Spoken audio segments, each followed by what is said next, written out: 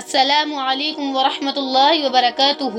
حضرت سہل بن سعد رضی اللہ تعالی عنہ کہتے ہیں کہ ایک دن رسول کریم صلی اللہ علیہ وسلم کے سامنے سے ایک شخص گزرا تو آپ صلی اللہ علیہ وسلم نے اس کو دیکھ کر اپنے پاس بیٹھے ہوئے ایک شخص سے پوچھا کہ یہ جو شخص گزر رہا ہے اس کے بارے میں تمہارا کیا خیال ہے، یعنی یہ کوئی اچھا شخص ہے یا برا؟ اس شخص نے جواب دیا کہ یہ شخص نہایت معزز اور شریف ترین لوگوں میں سے ہے۔ بخدا اس شخص کی حیثیت یہ ہے کہ اگر کسی عورت سے نکاح کا پیغام بھیجے تو اس عورت سے اس کا نکاح ہو جائے،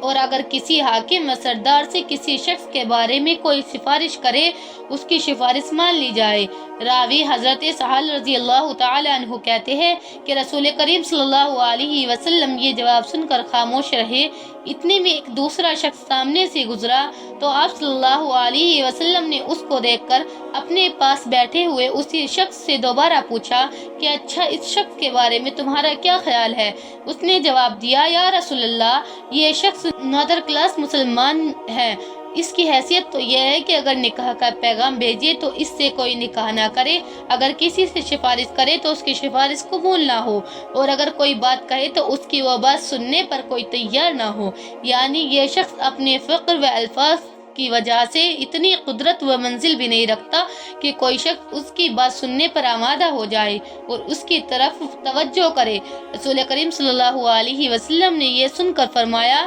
نادان یہ شخص جس کو تم حقارت کی نظر سے دیکھ رہے ہو، اور وہ شخص جس کی تم نے پہلے تعریف کی، وہ پہلے والے شخص سے یہ شخص 1000 گنا بہتر ہے۔ مطلب کہ تم فقیر سمجھ کر اس کو حقارت کی نظر سے دیکھ رہے ہو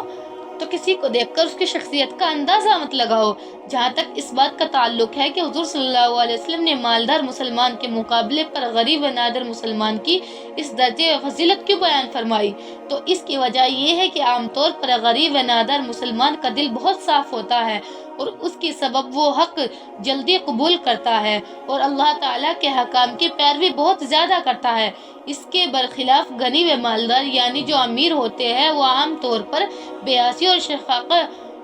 اور شقاوت میں مبتلا ہو جاتے ہیں، جس کی وجہ سے ان کے اندر سرکشی اور بے نیازی اور تکبر آ جاتا ہے، جو انہیں قبول حق اور احکام خداوندی کی پیروی سے روکتا ہے۔ تو اللہ تعالی ہمیں اللہ کی پیروی کرنے والے بنائے، آمین ثم آمین۔